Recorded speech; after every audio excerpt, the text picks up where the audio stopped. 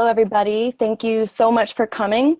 My name is Kelly Gluckman. This is an ongoing weekly series featuring various topics regarding HIV and living with HIV. It's brought to you by brightbod.com. These presentations are not intended to be medical advice. I'm only speaking from my personal experience. So the microphones are all going to be silenced for about 20 to 25 minutes while I do my presentation, and I'll open it up for questions after. Please think of questions. I'm happy to answer any and all questions that you have, and write them down as I go. If you can grab like a piece of paper to write them down so that you don't forget. I'm here at your service. So today we're talking about HIV and dating.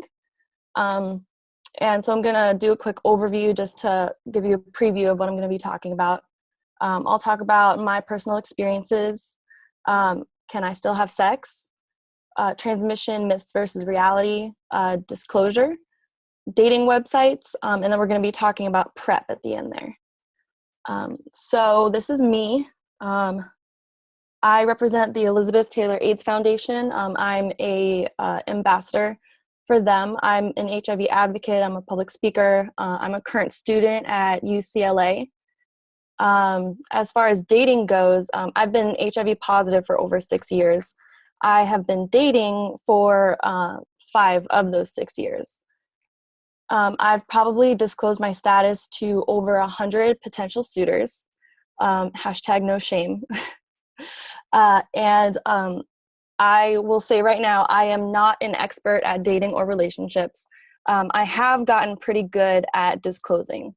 I also want to say that I know that I'm only coming from my own personal experience with dating. I am a white heterosexual female, so my experience is going to be much different because of the community I come from. The gay community is much different. The Black community is much different, as well as the Latino community. So I'm going to be talking from my personal experience, just on a human level. I'm going to try to not be super specific, but talk about just people in general. So the big question when you first get diagnosed, or when I first got diagnosed, is, can I still have sex? The answer is yes, absolutely, you can still have sex. You can have sex with people who are also HIV positive. You can have sex with people who are HIV negative. Use a condom. They protect your partner. They protect yourself. As a person living with HIV, you are more susceptible to other viruses and bacteria. So using a condom is not only protective for your partner, it's protective for you. And that's actually the most important. So the big myth, probably the biggest myth about HIV is that it's highly contagious. I know when I first got diagnosed, I felt like a big bag of disease. That's how I described myself. That's just how I felt for a really long time. And those feelings are completely normal. And you can get through them. The truth is that it's not as contagious as people think it is. So here are the facts about transmission. HIV is more transmissible when a person is not on medication, but it is not easily transmitted just in general. Transmission of HIV is not guaranteed with unprotected sex or if the condom breaks. I know people who have had unprotected sex and they have not transmitted the virus to their partner. This is the HIV virus. Just to kind of give you like some context to this, you see like on the outside of there, those things that look like suction cups, they have to find a T cell to latch onto. And HIV only lasts for about 20 minutes while it's in your body without a host. So it doesn't necessarily mean that you're going to give it to your partner if you have unprotected sex, if the condom breaks. And remember, these are the only 5 fluids that can transmit HIV: blood, breast milk, semen, vaginal fluid, rectal fluid. So kissing, hugging, sweating, skin-to-skin contact is not going to transmit this virus to your partner. Um, Great news, really good news.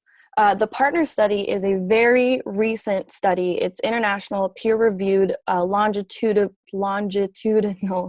HIV transmission between romantic partners. That's what they studied. So it was over the course of 4 years. They had 888 couples enrolled for 4 years. 340 of them were gay male couples. 548 were heterosexual couples. One person was HIV positive on medication and undetectable. The other partner is HIV negative. And undetectable means that a person has less than 200 copies of the virus per microliter of blood. Anyone who is under proper medical supervision can achieve an undetectable viral load. So that's just something to keep in mind. In this study, there were over 48,000 unprotected penetrative sexual acts, and there were 0 transmissions between partners. So none of the HIV negative partners became HIV positive through this 4-year study. That just shows you how effective medication is, and how important it is to get yourself on medication, especially if you want to date. So right now, this is the big thing in the HIV community. Undetectable means untransmissible, means uninfectious. So if you're HIV positive with a viral suppression for 6 months or more, U equals U. So U equals U equals U. But I want to make sure you know that this does not mean that we can have unprotected sex without disclosing our HIV positive status. Very important. HIV criminalization is not a good time. And what HIV criminalization means is that, I did that in the wrong order. Anyways, if someone that we've had sex with finds out that we're HIV positive after we've already had sex with them, it can be taken to criminal court. The odds are unfortunately stacked against us. There are severe consequences, including prison time for a felony charge or registering as a sex offender for the rest of your life. I know people who have gone through this. It is not a good time. You want to make sure you are disclosing your status to your partner. So my advice, don't make life harder on yourself. Always disclose your status, either protected or unprotected. It doesn't matter. Disclose your status. To me, it's also kind of like a human-to-human respect thing. And if you want to develop something real with someone, you got to start at the basis of trust and communication. And also, if you can, have some kind of written proof just in case. I know people who have been brought to court even though they have disclosed to their partner. I know a lot of people who save text messages, they save emails. Unfortunately, that's, things happen, people get upset and hurt, and people seek revenge. It has happened. You don't want it to happen to you. And this is not intended to scare you. This is for your protection. This is my loving advice. So as far as disclosure is concerned, every human being is different. Therefore, every disclosure will be different. Everybody comes from a different place. Everybody has a different level of education about this. Everybody has a different capacity for compassion. So the big question is, do I wait or do I do it right away? So for me personally, because I'm an advocate and a public speaker, and because I'm public about this, I tend to do it right away. If I'm having any kind of conversation with someone, it inevitably is brought up. I'm an artist, I'm a public speaker, so, excuse me, it ends up being brought up. But if you're like a normal human who's just, living their life and happens to have HIV, this is a choice that you very, very much have. So the pros of waiting to disclose to someone is they'll be able to get to know how wonderful you are as a human before you disclose. And rejection is probably less likely. When you develop a connection with someone over time, they're more likely to be open and be willing to work through processing your HIV positive status. And the pros to doing it right away is there's less investment upfront on your part, and rejection hurts a lot less because you're less invested. For me, I just kind of like to rip off the Band-Aid. It's just, I don't have time to waste. So that's how I personally look at it. I know a lot of other people who wait. So that's your choice, and it depends on your connection with this person, and where you see it going. So let's talk about cons. The cons of waiting is that rejection is more painful. You've invested more time, you've invested more emotion. So yeah, that's a risk you run. And the cons of doing it right away is that rejection is probably more likely. I can tell you that I have disclosed to over 100 people. I have been rejected by most of them. I've gotten used to it. It's not easy. It's never easy to get rejected for it. But I mean, like, whatever. I got to the point where I'm like, it's your loss. So that's a good attitude to develop, if you can. Always remember, you are worthy of love. Disclosure is difficult. Be kind to yourself. Congratulate yourself after you disclose, just for having the courage to do it. It's really hard. It's really, really hard to do. And, after you overcome that hump, just give yourself a pat on the back, because that shit's hard. Excuse my French. We are not our virus. This does not define who we are as people. You do not owe anyone an explanation for how you got this. It is your story to share when you are ready. Consider it a privilege for anyone to be trusted with your status and with your story. Someone gave me the advice of looking at it as like a gift. This is your gift to give someone when they've earned it. Practice patience. Most people need time to process this information. Most people are going to be on a learning curve.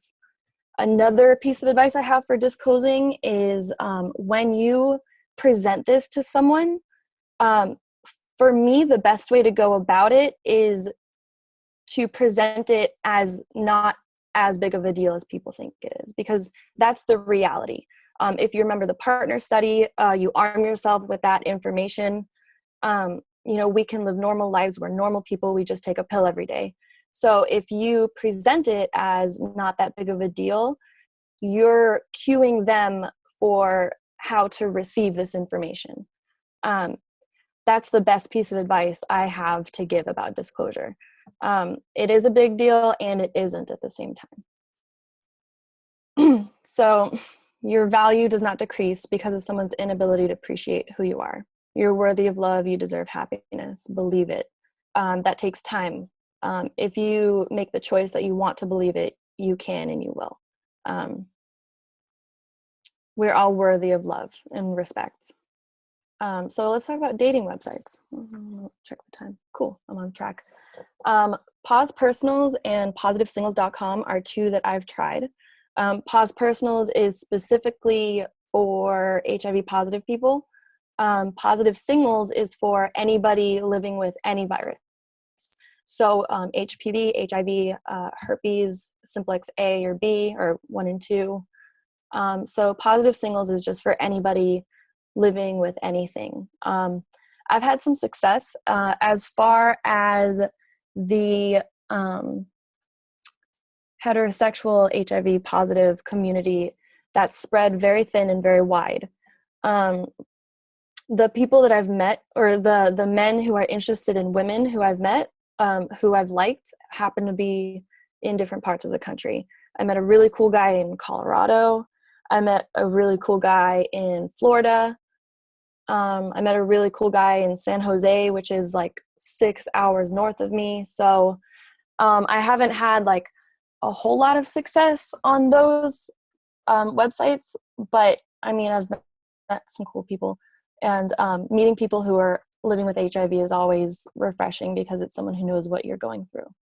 The ones on the right, I have not tried, but I found those. These are the 1, 2, 3, 4, 5. These are the 7 most popular dating sites for people living with HIV. Also, keep in mind, you don't need to date someone who's also HIV positive. It's really nice because the disclosure process isn't as difficult, and it's a great place to start. But don't feel like you need to limit yourself to only HIV positive people. But it's a nice comfort zone to stay in if you want, or to just have to start. PrEP. So PrEP is Truvada. It's 1 pill a day every day. It effectively transmits HIV prevention. So that's it's for me as an HIV positive individual for my partner to take in order to avoid getting HIV from me. Talk to your doctor. I spoke with my doctor, and my doctor was very nonchalant about it. He was like, oh, you're on medication, you're undetectable, your partner really doesn't need to be taking this. But if you want it as a safety net, you can. That's just what my doctor said. Every doctor is different. Talk to your doctor. But that is, once you disclose and once you get to know each other and develop something cool and worthwhile, this is something that you have if you want to stop using protection, or if you two are, you'd rather do that. All right. So these are my social media outlets. I am mostly on Facebook and Instagram. Snapchat and Twitter exist. I'm on there. I'll retweet. And every once in a while I'll put a Snapchat up, but I'm not huge on those 2 platforms. Feel free to add me, reach out, ask any questions that you might have, or if you think of something later. I'm always here to help if I can. On Facebook specifically, add the profile that has that picture. That is my public profile. I receive messages on there. I am always checking that. I post about this webinar every week, and I'll post articles and anything I'm up to. I post updates on there. I actually finished early today. I went quick. Last week I was over, so I went a little bit quicker this week. I'll open the floor up to questions now if anybody has any. Yeah. Kelly, what kind of things were said to you when you told a potential suitor that you were HIV positive? What were the things that were said to you? I mean, there's a lot. I've gotten such a wide variety of responses. I've gotten everywhere from the person pulling me in and kissing my face up to a guy getting up and walking out of the room. The vast majority of the time, people will say, I respect you so much for telling me. Thank you. Thank you for sharing that with me. I have so much respect for you. You're such an amazing person. I'm so sorry that you're dealing with that. And then they kind of just drift, and then I don't hear from them again. But people, it varies so widely. You really never know how someone's going to respond, honestly. Okay. Kelly, do you have a confidant or very good friend that you communicate with and stuff like that? Someone that... Yeah. I mean, I have a lot of people. I have a therapist too. Oh. I have a therapist. I have friends. Yeah, I'm a really open person in general. A lot of people, I know a lot of people aren't, but I share with my friends. I talk to most people in my life about the things that happen. No. Are there any more questions? Or did that answer your question? Yeah, I just wondered, because. Yeah. What are some of the reasons that that a partner will not want to take PrEP? I would think that a reason would be people don't like taking pills. Somebody might be hesitant about the cost. Someone might be hesitant about side effects. I don't know very much about the cost, to be perfectly honest. That I haven't gotten that far.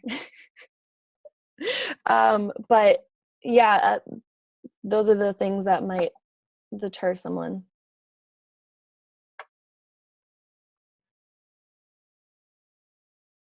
The way society is today, you go out to a bar, you meet somebody. Suppose you meet somebody at the bar that is positive, and decide they don't want to tell you there and then because they've just met you. And in today's society, people just want to have sex without even considering using a condom. What do you tell that person? If you are in that situation, then it's your responsibility to demand that this person use a condom. I don't. Where are you coming from, by the way? Where are you living? What part of the world? I'm in Florida. Oh, okay. Yeah. It's kind of on you to demand a condom. I mean, I understand that a lot of people don't like using condoms and things happen in the heat of the moment. But it's your body and it's your choice what you allow in. So, demand to use a condom. And if the person, things happen and people get aggressive or violent, if that happens, there's always PEP, which is post-exposure prophylaxis. I've spoken about that a couple times, I think, but you can go to a doctor and you can say, hey, this happened. If someone's aggressive or violent, you're also going to want to get a rape kit. And they can put you on PEP, which is post-exposure prophylaxis, which is something that can prevent transmission of HIV. So if that happens, get to a doctor and get the attention that you need. Okay.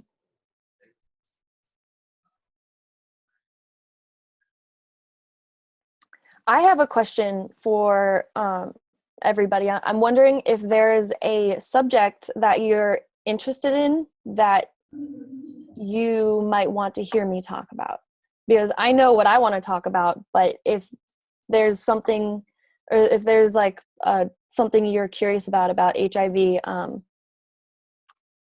what is it?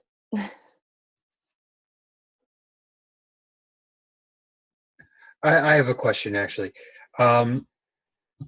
If in the case of oral sex with a woman, what kind of prophylactics would be used, or how can you have safe oral sex with a woman? I'll leave it at that. A woman who is HIV positive as a HIV negative man. There is a thing called a dental dam. You can use saran wrap.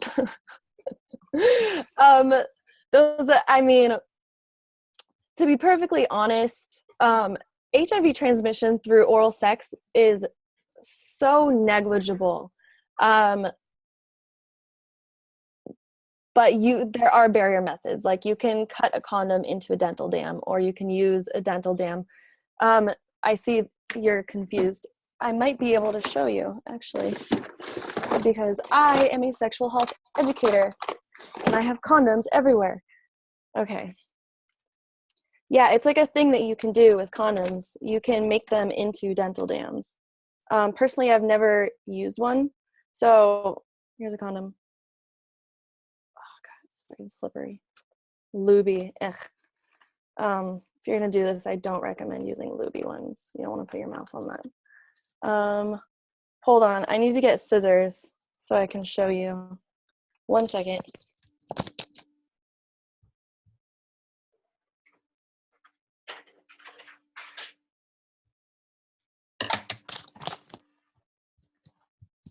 I never thought that I would be doing this demonstration before. This is kind of exciting for me. Okay, so you take the condom, you unravel it, oh God, this is fucking gross.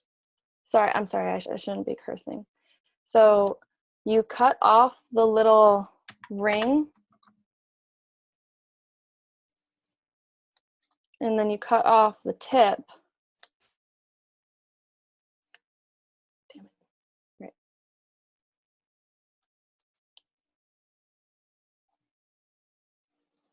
So now you just kind of have like a cylindrical looking piece of latex.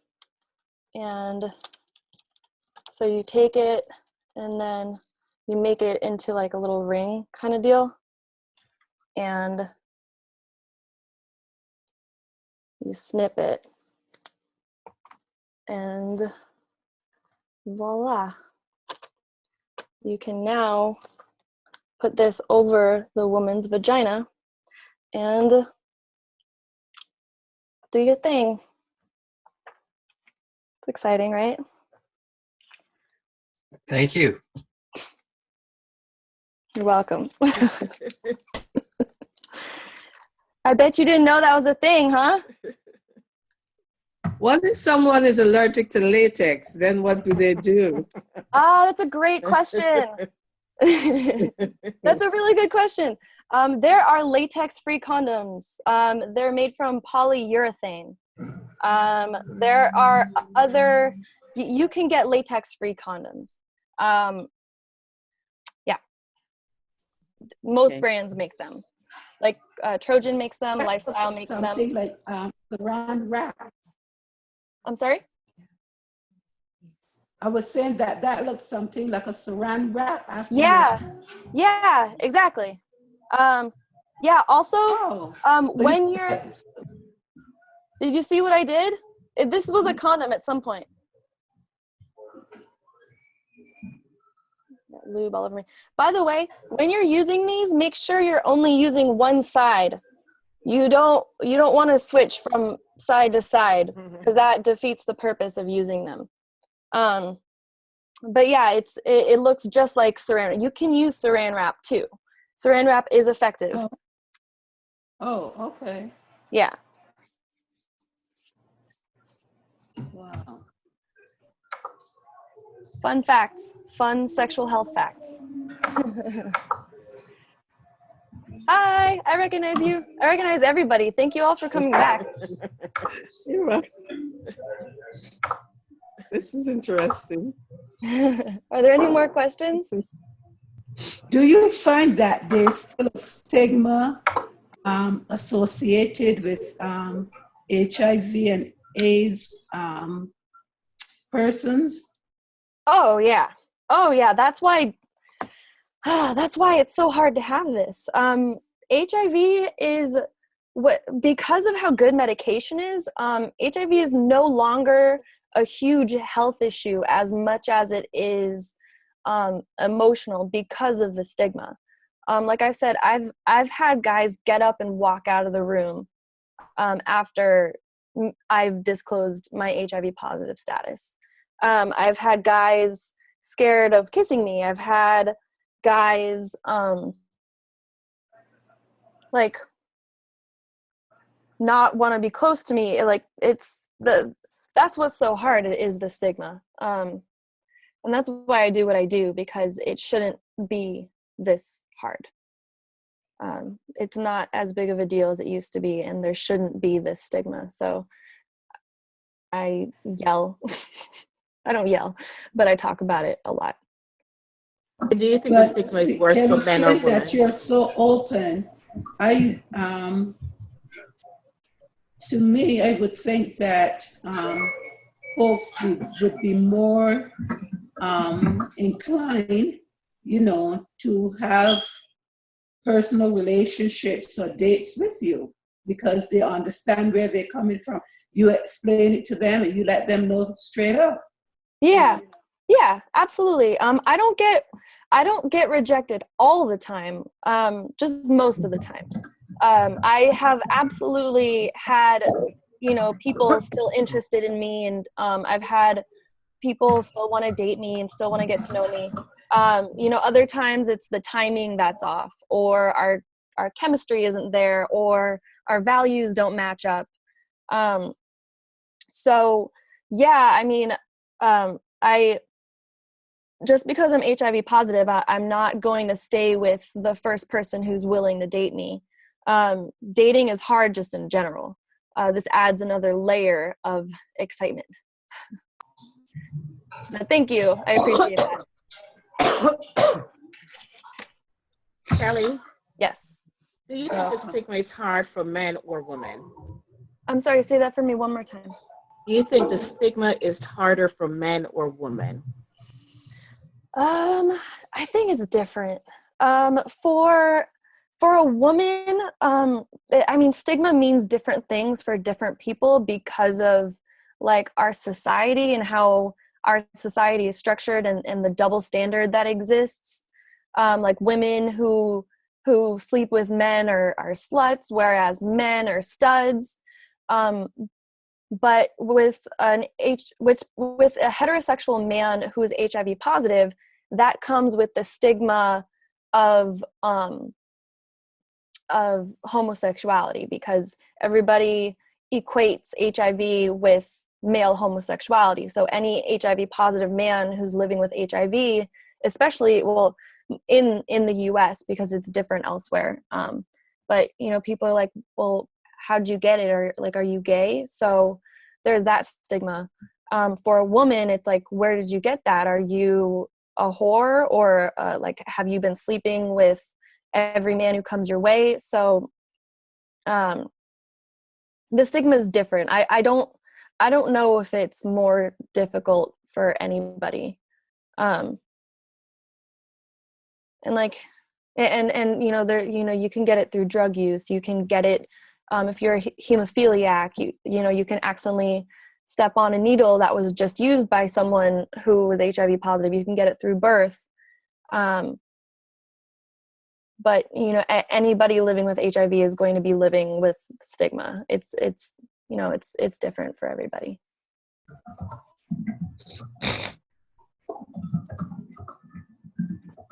And another question, Kelly.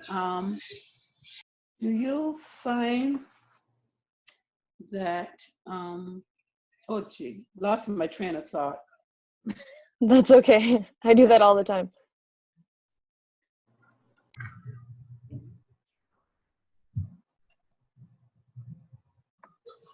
When you were looking into like the whole dating spectrum of people with HIV, did you ever have to resort to like any books or any other sort of like literature that would help people with this sort of thing?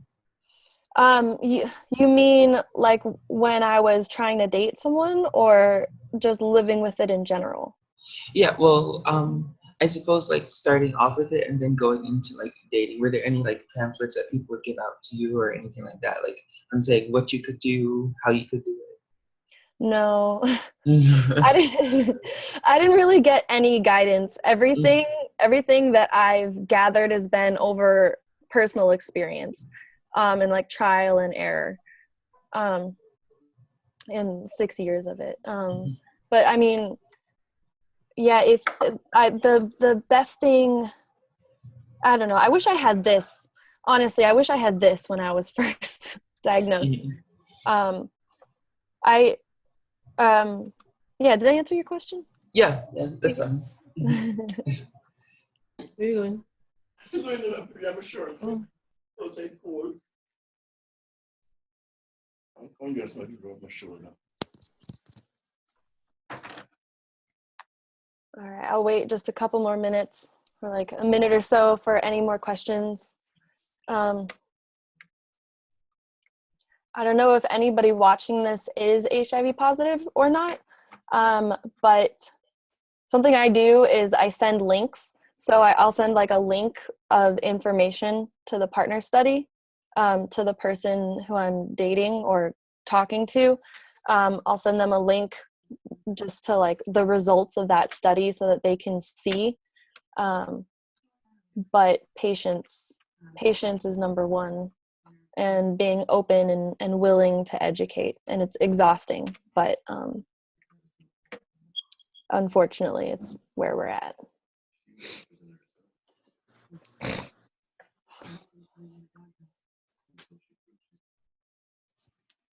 It seems like everyone has quieted down a bit. Next week, I want to talk about HIV denialism. Yeah, it's I had a brief affair with it, and to me, it's very, very important to talk about. And I also think it's fascinating and interesting. So next week, I'll be talking about HIV denialism. I see a lot of very familiar faces, so I want to thank everybody for continuing to come back. You're awesome. I enjoy this very, very much. So have a great Tuesday, have a great week, and I'll see everyone soon.